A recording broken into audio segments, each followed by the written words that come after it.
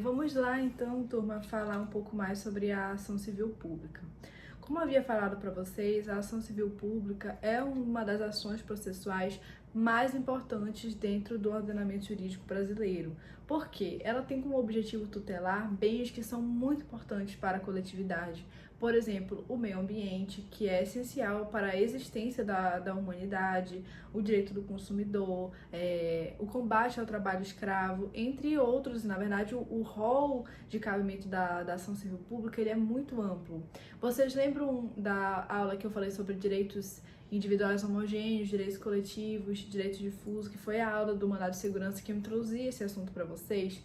Então, gente, a ação civil pública ela é uma ação coletiva no sentido amplo, no sentido lato, ou seja, ela contempla todos esses direitos, tanto individuais homogêneos como coletivos e difusos. Ela visa proteger bens, valores que são de toda uma coletividade, seja ele um valor simbólico, como por exemplo um idioma, ou algo relacionado à cultura de um povo, ou algo que eu posso tocar, por exemplo, um teatro, ou então um museu, e outras coisas também, como por exemplo o combate ao trabalho escravo contemporâneo, que também ali contempla o rol da ação civil pública, o direito do consumidor, e o grande, digamos assim, legitimado ativo, como eu falei para vocês, é o Ministério Público.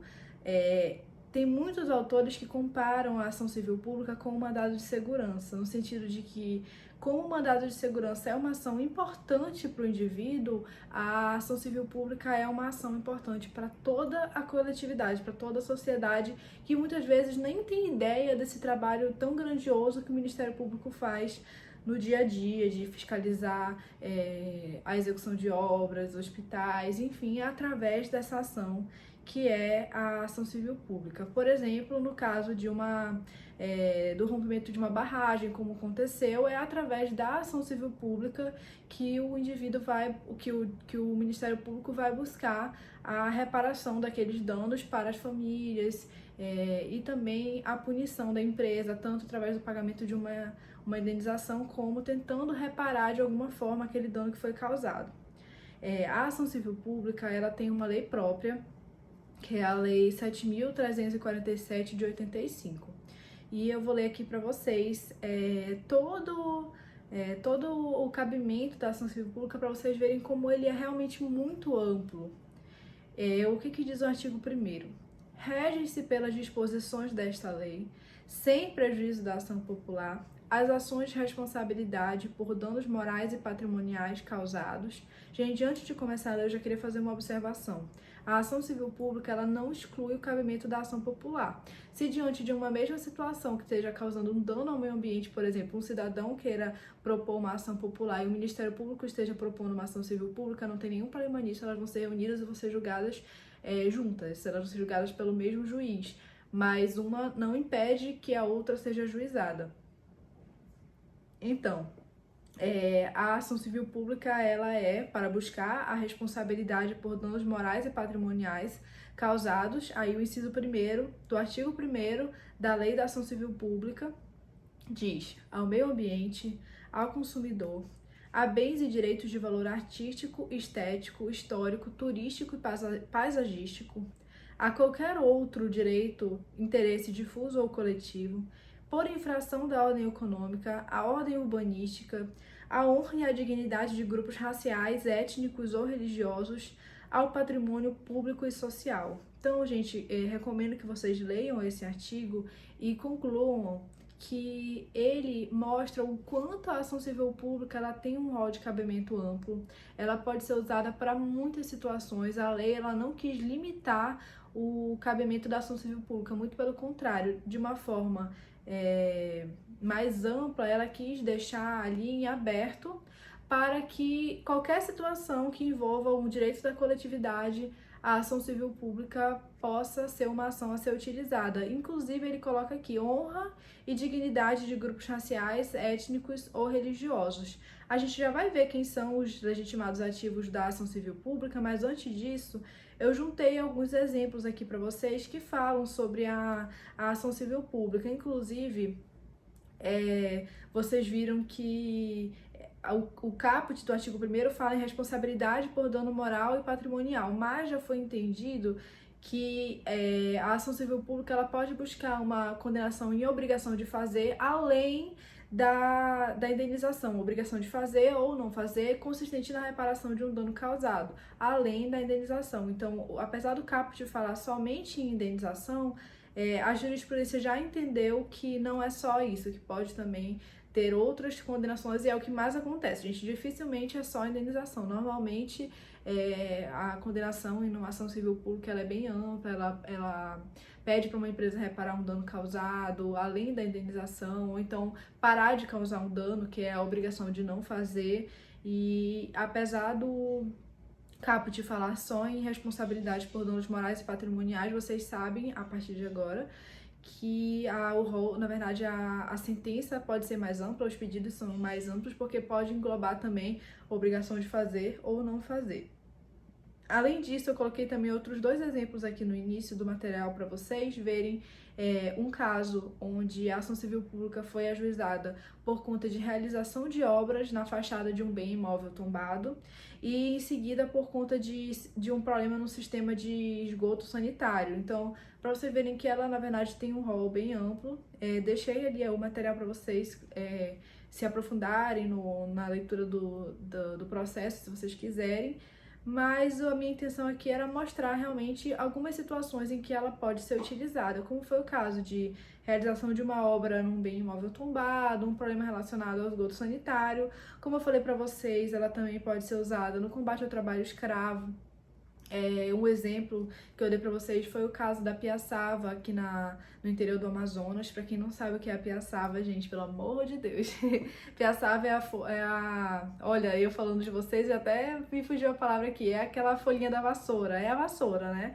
Então, na extração da piaçava, desse material que vai ser feito a vassoura, existe todo um trabalho de combate ao trabalho escravo aqui no Amazonas, por conta da cadeia produtiva, a forma como essa exploração se dá há muitos e muitos anos. Na verdade, é um trabalho bem difícil e o Brasil, aliás, foi no Pará, já foi até condenado na Corte Interamericana de Direitos Humanos por conta dessa questão de trabalho escravo contemporâneo. E como que o combate ao trabalho escravo é exatamente através da ação civil pública.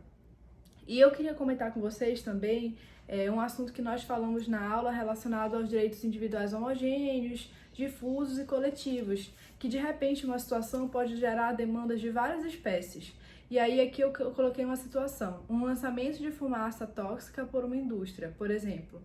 Pode gerar uma ação de característica difusa, ajuizada pelo MP, buscando a reparação aos danos causados ao meio ambiente, uma ação ajuizada pelo Sindicato de Trabalhadores, buscando que faça cessar os danos causados à saúde de quem ali trabalha, seria uma ação coletiva. Ou então uma ação ajuizada pelos moradores de uma região, buscando a reparação civil relacionada à depreciação no imóvel causada pela poluição, seria uma ação individual de direitos individuais homogêneos. Ou então uma ação simplesmente individual ajuizada por um morador da região, buscando danos à sua saúde. Ou seja, uma mesma situação pode gerar demanda de várias espécies. Não sei se vocês conhecem o caso da piaçava aqui no Amazonas, que é a folha da vassoura. Gente, a piaçava é o material que vai ser extraído para que seja confeccionada a vassoura. E existe toda uma questão envolvida na cadeia produtiva da extração da piaçava. Já foram realizadas várias denúncias ao Ministério Público que geraram uma ação civil pública. E esse é um exemplo da atuação do Ministério Público em ação civil pública no combate ao trabalho escravo. Inclusive, o Brasil, salvo engano, foi o primeiro país condenado na Corte Interamericana de Direitos Humanos por conta de trabalho escravo, que é o caso Fazenda Brasil Verde, de uma fazenda que fica no interior do Pará. E esse trabalho começou com uma ação civil pública. Toda essa repercussão do caso, vocês podem jogar no Google, caso Fazenda Brasil Verde, que foi uma denúncia de trabalho escravo numa fazenda, o que aconteceu foi gerada uma ação civil pública, e é um dos exemplos de casos em que cabe a ação civil pública, o combate ao trabalho escravo contemporâneo no Brasil. Eu coloquei aqui para vocês no material também uma situação que é um exemplo daquilo que nós conversamos pessoalmente na aula que eu tratei dos direitos individuais homogêneos, difusos e coletivos, que é quando uma só situação, um caso, acaba gerando inúmeras demandas sobre o mesmo fato. Por exemplo, eu coloquei aqui, lançamento de fumaça tóxica por uma indústria. Essa situação, uma situação de poluição causada por uma indústria, ela pode gerar ações, tanto numa perspectiva difusa, como numa perspectiva coletiva, como numa perspectiva individual homogênea e apenas individual. Mas como assim, gente? Uma ação, por exemplo, ajuizada pelo Ministério Público, uma ação civil pública, buscando reparação de danos causados ao meio ambiente, seria um exemplo de ação que envolve direito difuso. Uma ação ajuizada pelo Sindicato dos Trabalhadores, buscando que fosse cessado os danos causados à saúde de quem trabalha, é um exemplo de proteção de direito coletivo. Ou uma ação ajuizada pela Associação de Moradores da Região por conta de algum bem imóvel de lá ter sofrido depreciação em virtude da poluição, é um exemplo de direito individual homogêneo. E uma pessoa física, só ela, que teve problemas de saúde em virtude da poluição, é um exemplo de uma ação puramente individual.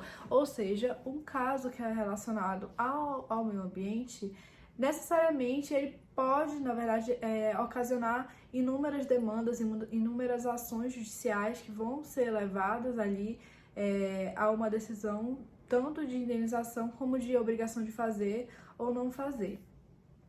Como eu falei para vocês, gente, a gente vai aprender um pouco sobre a legitimidade ativa na ação civil pública. Ela é uma ação que busca proteger bens de interesse de toda a coletividade. Por isso, a lei conferiu a certas pessoas, digamos assim, a legitimidade para propor essa ação.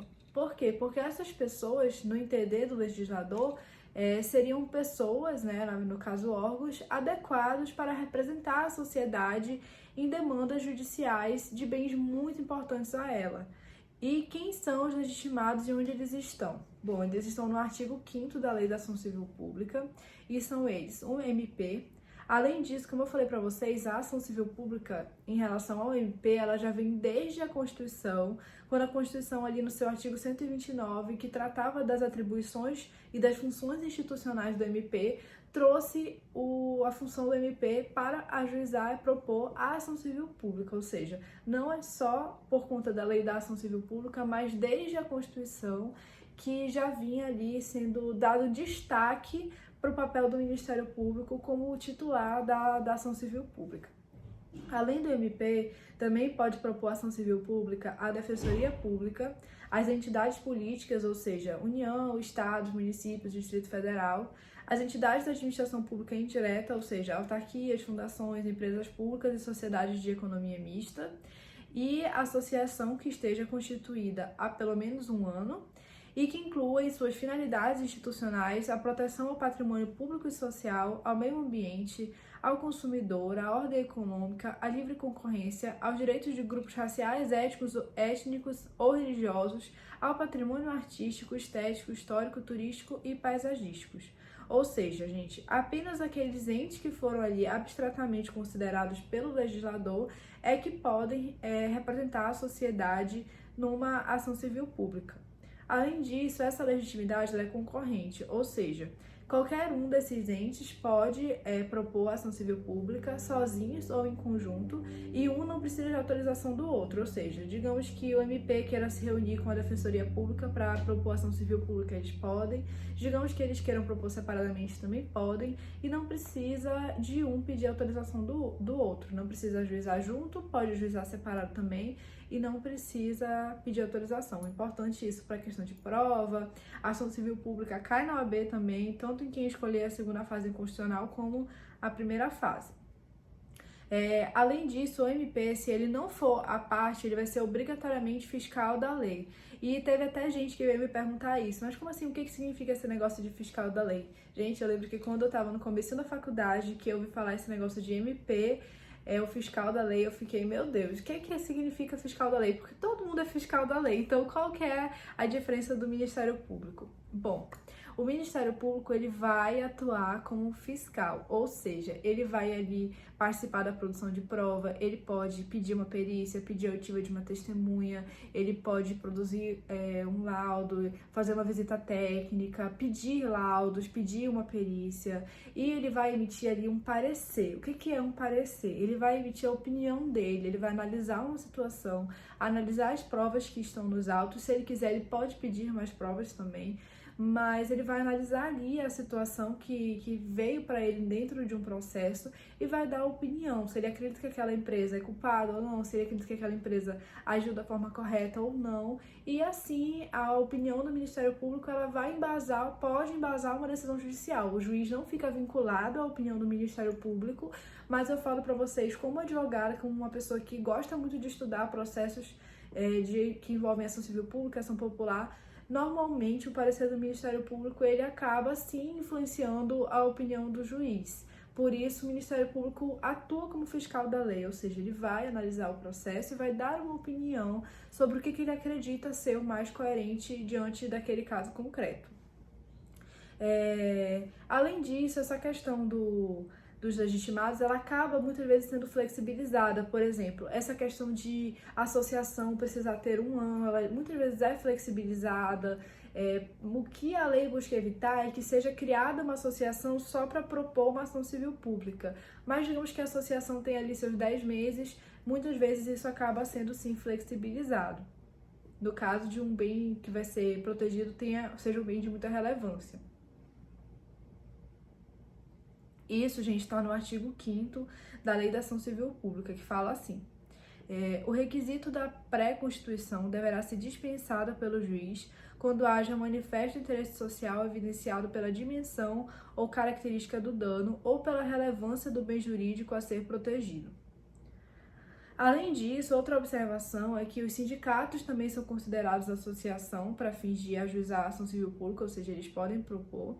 E também a associação não precisa de autorização expressa dos associados para propor ação civil pública, como está no próprio artigo da lei, no artigo 5º, no inciso que fala da associação, ela tem que ter, dentre as suas finalidades institucionais, a proteção daquele bem que está sendo pleiteado na ação, daquele bem que está sendo protegido naquela ação, questionado, enfim. Não pode ser uma associação que não tenha aquilo no seu estatuto, não fale sobre o assunto no seu estatuto. Ela tem que ter como um dos seus objetivos a proteção do meio ambiente, do patrimônio histórico-cultural, ou então do consumidor, ou daquele bem que ela está querendo proteger naquela ação. Outro ponto super importante também da ação civil pública é a possibilidade que a lei trouxe de litisconsórcio de ministérios públicos. Como assim, gente? Como regra geral, o MPF, ou seja, o Ministério Público Federal, vai atuar nos processos da Justiça Federal, o MPE vai atuar nos processos da Justiça Estadual e o MPT, que é o Ministério Público do Trabalho, vai atuar nos processos da Justiça do Trabalho. Agora vamos imaginar um caso de trabalho escravo que envolva comunidades tradicionais ou então povos indígenas, por exemplo. Esse processo ele pode ser levado até a Justiça Federal e aí, nesse caso, pode haver um litisconsórcio entre o Ministério Público Federal e o Ministério Público do Trabalho. Agora vamos imaginar também uma ação civil pública que esteja ali questionando uma verba que seja tanto de origem federal como de origem estadual. Nesse caso também pode se unir o Ministério Público do Estado e o Ministério Público Federal para propor ação civil pública. A lei ela dá essa autorização para que os ministérios públicos se unam e participem em conjunto de uma mesma ação civil pública. Para quem já conhece um pouco da prática, sabe que às vezes é um pouco estranho imaginar o Ministério Público do Estado atuando na Justiça Federal, ou então o Ministério Público Federal atuando na Justiça Estadual, mas a Lei da Ação Civil Pública ela deu essa autorização e se vocês querem saber se no dia a dia acontece essa união entre ministérios públicos, sim, é bem comum isso acontecer em casos de maior relevância, eles acabam sim se unindo e se utilizando desse dispositivo da lei, que é o artigo 5º, parágrafo 5º da Lei da Ação Civil Pública, que deu essa permissão, essa autorização. Outro ponto importante, gente, é quem vai ser o polo passivo da ação civil pública. Então, vai ser o poluidor. Como assim o poluidor? né, aquela pessoa jurídica ou física que seja responsável, direta ou indiretamente, por aquela atividade causadora de uma degradação ambiental. Tem uma jurisprudência do STJ que fala que existe a legitimidade passiva da pessoa jurídica de direito público para responder pelos danos causados ao meio ambiente em decorrência de sua conduta omissiva quanto ao dever de fiscalizar, ou seja, o Estado também vai responder frente à sua omissão no dever de fiscalizar uma atividade que causou um dano ao meio ambiente. Além disso, uma questão muito interessante também sobre o direito ambiental é a obrigação propter rem, ou seja, a obrigação do proprietário e quem está ali possuindo o bem. O que significa isso, gente? Digamos que você comprou ali um terreno e você não sabia de nada, você estava ali de boa fé. Aí você descobriu que naquele terreno o antigo dono deixou ali um esgoto que causou um dano ambiental terrível, mas você não sabia de nada. Gente, para fins de direito ambiental e ação civil pública, não interessa se você estava de boa fé. Se você ali é o novo proprietário possuidor de bem, você vai responder da mesma forma que a pessoa que causou o dano. Se não for encontrada a pessoa que causou o dano, porque você não sabe quantas pessoas já foram ali, moraram naquele lugar, enfim, não interessa. Quem vai responder é a pessoa que está ali, então. Por isso que é muito importante, quando você vai comprar um imóvel, comprar um bem, saber da situação daquele imóvel, daquele bem, se ele está ali causando algum dano ambiental, algum prejuízo ao meio ambiente, porque senão você vai sim ser responsabilizado. Toda a jurisprudência ambiental é nesse sentido de que não importa quem causou o dano ambiental, se você está ali naquele imóvel, naquele momento, você também vai ser responsabilizado. O nome disso é obrigação próprio terreno. Também está no material de vocês, se vocês quiserem se aprofundar um pouco mais na jurisprudência nesse sentido. Outro ponto importante é de quem é a competência para julgar a ação civil pública. Bom, o artigo 2º da Lei da Ação Civil Pública fala: as ações previstas nessa lei serão propostas no foro do local onde ocorrer o dano, cujo juízo terá competência funcional para processar e julgar a causa. Parágrafo único. A propositura da ação prevenirá a jurisdição do juízo para todas as ações posteriormente intentadas que possuam a mesma causa de pedir ou o mesmo objeto. Ou seja, se alguém ajuizar uma ação popular, por exemplo, que envolva o mesmo tema, vai ser julgado pelo mesmo juiz. É isso que o parágrafo único quer dizer. Mas vamos nos apegar nesse momento a quem é que vai julgar a ação civil pública. Então, vai ser o juiz do local do dano. Por quê, gente? Para ter uma maior proximidade do juízo com a colheita de provas, com as partes do processo, com os fatos mesmo que são ali questionados naquela ação. Gente, se for uma ação preventiva, que também é possível uma ação civil pública para prevenir a ocorrência de um dano ambiental, a ação vai ser proposta no local onde o dano pode ocorrer. Então, se foi uma questão aqui em Manaus, por exemplo, vai ser aqui em Manaus, porque é uma questão que pode ocorrer um dano aqui. No caso onde o dano já ocorreu, é no local onde o dano já ocorreu, como eu falei para vocês, para facilitar toda a questão da colheita de provas, do contato do juiz com as partes e, enfim, essa intermediação, juiz e partes, para isso é muito importante que seja no local do dano. E, gente, quando é o caso de um dano que atinge mais de um estado? Bom, eu juntei para vocês aqui uma jurisprudência também que falava que cumpre ao autor escolher onde ele vai propor a demanda, dentre as capitais da seção judiciária, respeitando o critério da efetividade, ou seja, onde o autor achar que vai ser mais efetivo para ele propor a demanda. No caso de um dano que envolva mais de um estado, quem vai fazer essa escolha é o autor. Bom, gente, antes de entrar em outras questões mais profundas, eu vou dar mais um intervalo, que é para essa aula não ficar tão longa, né, tão pesada, você poder se programar para assistir, enfim. Aí a gente continua falando sobre a ação civil pública. Como eu falei para vocês, são muitos detalhes.